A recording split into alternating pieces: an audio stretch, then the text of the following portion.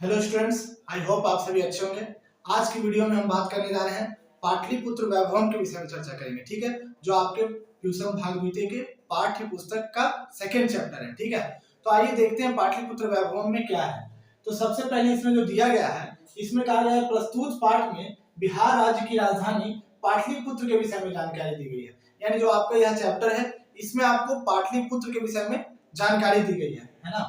तो आगे देखिए, इसमें कहते हैं यहाँ अनेक विदेशी यात्री आए जिन्होंने पाटलिपुत्र के विषय में अपने संस्मरण ग्रंथों में इसकी उत्कृष्ट संपदाओं का वर्णन किया है ना। यहाँ पे अनेक विदेशी यात्री आए थे और उन्होंने जो भी कुछ पाटलिपुत्र में देखा अपने संस्मरण ग्रंथों में उन्होंने लिख दिया। ठीक है, तो इस प्रकार से पर्यटन मानचित्र में यह नगर महत्वपूर्ण है। यानी हमारा जो पर्यटन मानचित्र है उसमें पाटलिपुत्र का क्या है, अपना एक विशेष स्थान हो जाता है। ठीक है, तो चलिए अब चैप्टर की ओर बढ़ते हैं। तो सबसे पहले देखते हैं कि चैप्टर में क्या है। तो आपको इस चैप्टर का हमने नाम बताया था, चैप्टर का नाम आपको क्या था, पाटलिपुत्र वैभवम, है ना, यानी पटना का वैभव।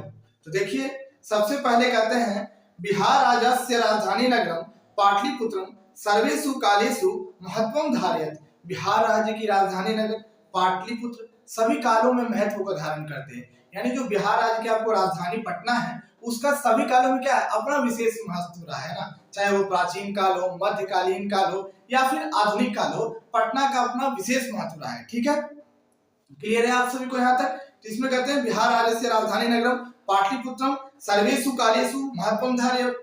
बिहार राज्य की राजधानी नगर पाटलिपुत्र सभी कालों में महत्व को धारण करती है। ठीक है, आगे कहते हैं अस्य इतिहास सार्ध सहस्त्र द्वयवर्ष मणिमिति वर्तते। और इसका जो इतिहास है आपको 2500 वर्ष का है। अगर आपसे एग्जाम में पूछा जाए कि पाटलिपुत्र का जो इतिहास है वह कितना वर्ष प्राचीन है, तो आप सभी क्या बतलाएंगे, 2500 वर्ष। ठीक है, तो आप सही बतलाएंगे 2500 वर्ष का। जो पटना का आपको इतिहास हो गया वो आपको 2500 वर्ष का है। फिर आगे कहते हैं अत्र धार्मिक क्षेत्रम, राजनीति क्षेत्रम, उद्योग क्षेत्रम च विशेष ध्यान आकर्षकम। और यहाँ धार्मिक क्षेत्र, राजनीति क्षेत्र और उद्योग क्षेत्र आपको विशेष ध्यान आकर्षण करते हैं। यानी कि यहाँ बहुत सारे आपको रिलीजियस टाइप के पर्सन मिलेंगे, धार्मिक व्यक्ति मिलेंगे, राजनीतिक व्यक्ति मिलेंगे और उद्योग क्षेत्र, ये कहीं ना कहीं पाटलिपुत्र को विशेष, पाटलिपुत्र की तरफ विशेष ध्यान आकर्षित करते हैं।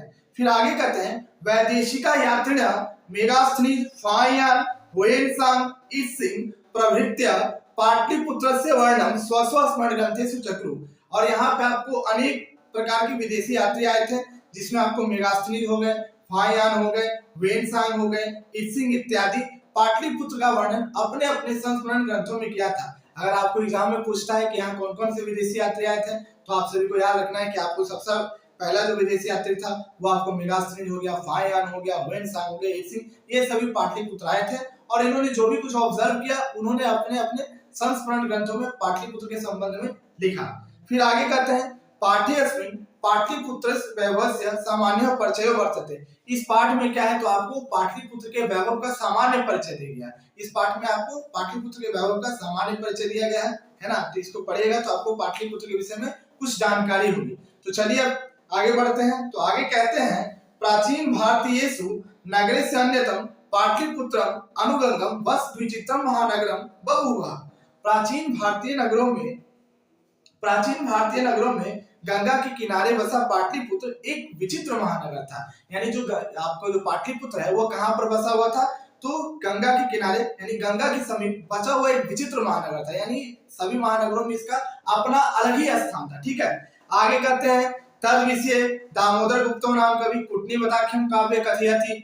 इसके विषय में दामोदर गुप्त नाम के जो कवि हुए हैं उन्होंने पाटलिपुत्र के संबंध में क्या कहा है। यानी जो दामोदर गुप्त नाम के कवि थे उन्होंने पाटलिपुत्र के संबंध में कहा है कि दामोदर गुप्त नाम के कवि ने कुटनीवताख्यम काव्य में कहा है। अगर आपसे पूछा जाएगा कि पाटलिपुत्र के संबंध में दामोदर गुप्त नाम के जो कवि थे उन्होंने किस काव्य में कहा, तो आप सब याद रखिएगा कि जो दामोदर गुप्त नाम के कवि थे उन्होंने कुटनीवताख्यम काव्य में पाटलिपुत्र के संदर्भ में कहा है। ठीक है, तो उन्होंने कुटनीवताख्यम काव्य में क्या कहा है, तो देखिए बहुत ही अच्छा श्लोक दिया गया है। इसमें कह रहे हैं अस्ति महितल तिलकम सरस्वती कुलगिरिहम महानगरम।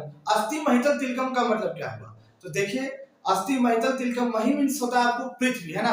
तो पृथ्वी के तिलक स्वरूप सरस्वती के कुलगृह जैसा एक महानगर है, नामानाम पाटलिपुत्रम, जिसका नाम आपको क्या है, पाटलिपुत्र है। पूरा परिभूत पुरंद स्थानम, और वह इंद्र की भरी पूरी नगरी के समान है। यानी सोचिए पाटलिपुत्र की तुलना आपको किससे की गई है, तो इंद्र की जो भरी पूरी नगरी है उससे क्या आपको पाटलिपुत्र की तुलना की गई है ना।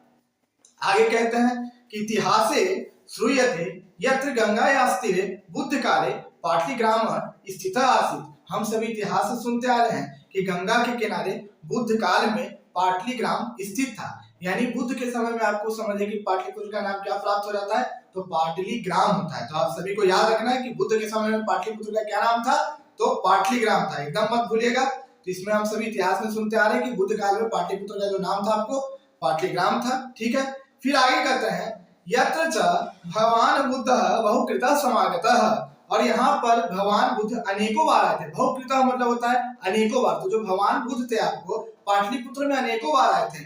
तेन कथित मासीत, उनके द्वारा कहा गया था यत्र गामोयम महानगरम भविष्यति, और यह उनके द्वारा क्या कहा गया था कि जो महानगर है या जो गांव है आपको आगे चलकर क्या हो जाएगा, महानगर में परिवर्तित हो जाएगा, है ना। तो उनकी भविष्यवाणी देख ही रहे, आज पाटलिपुत्र क्या है, एक महानगर बन चुका है ना।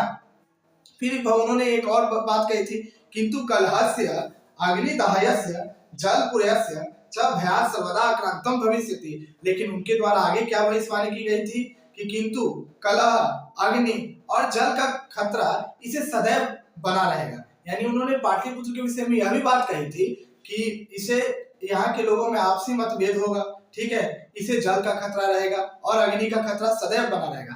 तो हम सभी देखते हैं कि जो पाटलिपुत्र की स्थिति है वहाँ के लोगों में कभी कभी आपसी मतभेद हो ही जाता है। हर साल की भांति क्या है, बाढ़ को ही जाता है और आगजनी की भी घटनाएं होती रहती है ना। तो ये आपको क्या है, भगवान बुद्ध ने बहुत पहले भविष्यवाणी कर दी थी। तो इसलिए हमारे जो ऋषि महर्षि होते हैं वो त्रिकालदर्शी होते हैं, वो आगे की बातों को भी क्या होते हैं, जान जाते हैं भली बातें। तो फिर आगे कहते हैं कालांतरेण पाटलिग्राम एवं पाटलिपुत्र मिति कथ्यते। तो इसके आगे क्या हुआ कि कालांतर यानी समय बीतने पर आपको क्या है, पाटलिपुत्र ग्राम ही आगे चलकर क्या हुआ, पाटलिपुत्र कहे जाने लगा। इसे हम सभी पाटलिपुत्र कहने लग गए। फिर कहते हैं कि चंद्रगुप्त मौर्य काले अस्य नगरस्य शोभा रक्षा व्यवस्था अति उत्कृष्टादिति। यानी चंद्रगुप्त मौर्य के काल में इस नगर की शोभा रक्षा व्यवस्था कैसी थी, तो अत्यंत ही उत्कृष्ट थी, यानी बहुत अच्छी थी। यानी जब चंद्रगुप्त मौर्य का समय चला था उस समय जो पाटलिपुत्र की शोभा और रक्षा व्यवस्था थी वह कैसी थी, तो आप सभी को याद रखना है अति उत्कृष्ट थी, बहुत ही अच्छी थी, ठीक है। ऐसा यूनान राजदूत मेगास्थनीज स्वस्मरण रूपेश निरूपयति। ऐसा आपको यूनान का जो राजदूत था मेगास्थनीज था, उन्होंने अपने स्मरण ग्रंथ में बताया है ना। तो इसके बारे में जानकारी आपको किसने दी, तो जो आपको यूनान का जो राजदूत था मेगास्थनीज, उसने पाटलिपुत्र के विषय में बताया था कि चंद्रगुप्त मौर्य काल में जो यह नगर है इसकी शोभा और रक्षा व्यवस्था काफी उत्कृष्ट थी, यानी बहुत ही अच्छी थी। फिर कहते हैं अस्य नगरस्य वैभवं प्रियदर्शिनः अशोकस्य समय सूत्राम समृद्धम। और इस नगर का वैभव प्रियदर्शी अशोक के समय और अधिक हुआ, यानी जब अशोक का काल चला था तो ये नगर क्या हुआ, और समृद्ध हुआ और अच्छा हुआ, ठीक है। तो आगे कहते हैं बहुकालम पाटलिपुत्रस्य प्राचीन सरस्वती परंपरा प्रावर्तत। और यहाँ बहुत काल तक प्राचीन सरस्वती परंपरा मनाई जाती थी। इति राजशेखर स्वकाव्य मीमांसा नाम के कवि शिक्षा प्रमुख ग्रंथ सादर स्मृति। ऐसा राजशेखर ने अपने काव्य मीमांसा नाम की कवि शिक्षा प्रमुख ग्रंथ में स्मरण किया है, ठीक है। तो याद रखिएगा कि काव्य मीमांसा आपको किसके द्वारा लिखा गया है, तो राजशेखर द्वारा रचित है, राजशेखर इसके कवि हुए, ठीक है। और उन्होंने क्या कहा है इस काव्य में, तो इसमें कहा है कि अत्रोपवर्षा वर्षा विह पाणि पिंगल व्याधि वरुचि पतंजलि यह परीक्षिता ख्याति जगमु। और यहाँ पे आपको क्या है कि वर्षों तक पाणि पिंगल व्याधि वरुचि पतंजलि अनेक ख्याति प्राप्त लोग आपको क्या है पाटलिपुत्र के धरती पे है। तो याद रखेगा कि कौन कौन आपको ऋषि हो गए, तो पाणि पिंगल व्याधि वरुचि पतंजलि जैसे ख्याति प्राप्त लोग यहाँ पर विद्वान हुए थे, ठीक है। आगे कहते हैं कतिपयेषु प्राचीन संस्कृत ग्रंथेषु पुराणादिषु पाटलिपुत्रस्य नामांतरं कुसुमपुरम व प्राप्यते। कई प्राचीन संस्कृत ग्रंथों में, है ना, कई प्राचीन संस्कृत ग्रंथों में पुराणों में पाटलिपुत्र का नाम कुसुमपुर और कुसुमपुर भी प्राप्त होता है। यानी हमारा जो प्राचीन संस्कृत ग्रंथ है या फिर पुराण है उसमें आपको पाटलिपुत्र का क्या क्या नाम प्राप्त होता है, तो कुसुमपुर और कुसुमपुर। याद रखिएगा कि प्राचीन संस्कृत ग्रंथों में और पुराणों में आपको पाटलिपुत्र का नाम कुसुमपुर और कुसुमपुर प्राप्त होता था, ठीक है। इस प्रकार से यह भी याद रखिएगा कि पुराण कितने हैं, तो पुराण आपको 18 हैं, ठीक है। आगे कहते हैं अनेन ज्ञायते यत् नगरस्य समीपे पुष्पानां बहुमुत्पादनं भवति अस्म। इससे ज्ञात होता है कि इस नगर के समीप पुष्पों का बहुत ज्यादा उत्पादन होता होगा, है ना। ये जो आप नाम देख रहे हैं कुसुमपुर, और कुसुमपुर कहीं ना कहीं आपको किससे रिलेटेड है, तो पुष्प से, है ना। तो इससे हम सभी को ज्ञात हो रहा है कि इस नगर के समीप क्या था, कि पुष्पों का बहुत ज्यादा उत्पादन होता होगा, है ना। इसलिए इसका नाम क्या प्राप्त होता था, कुसुमपुर और कुसुमपुर। फिर आगे कहते हैं पाटलिपुत्रम इति शब्दोपि पाटल पुष्पाणां पुतलिका रचना माश्रितः प्रचलितः। और पाटलिपुत्र शब्द भी पाटल पुष्प की पुतली की रचना को लेकर प्रसिद्ध हुआ। यानी जो आप देख रहे हैं कि इसका जो पाटलिपुत्र नाम है वह भी किस लिए प्रसिद्ध हुआ, तो पाटल पुष्प को लेकर यह नाम प्रचलित हुआ। पाटल मीन्स होता है आपको, पाटल मीन्स होता है गुलाब, ठीक है। तो उसी को रचना को लेकर ये जो पाटलिपुत्र शब्द भी है क्या हुआ, प्रसिद्ध हुआ। आगे कहते हैं शरतकाले नगरे अस्मिन् कौमुदी महोत्सव इति महान समारोह गुप्त वंश शासन काले अति प्रचलितः। शरत काल में इस नगर में कौमुदी महोत्सव जैसा महान समारोह गुप्त वंश के शासन काल में अति प्रचलित है, यानी बहुत ही प्रचलित है। शरत काल में आप सभी को यहाँ कौमुदी महोत्सव मनाया जाता था और यह गुप्त वंश के शासन काल में अत्यंत ही प्रचलित था। फिर आगे कहते हैं कि तत्र सर्वे जना आनंद मग्न अभुवन। और वहां सभी लोग क्या हो जाते थे, आनंद मग्न हो जाते थे, आनंदित हो जाते थे, प्रफुल्लित हो जाते थे, है ना, जब कौमुदी महोत्सव मनाया जाता था।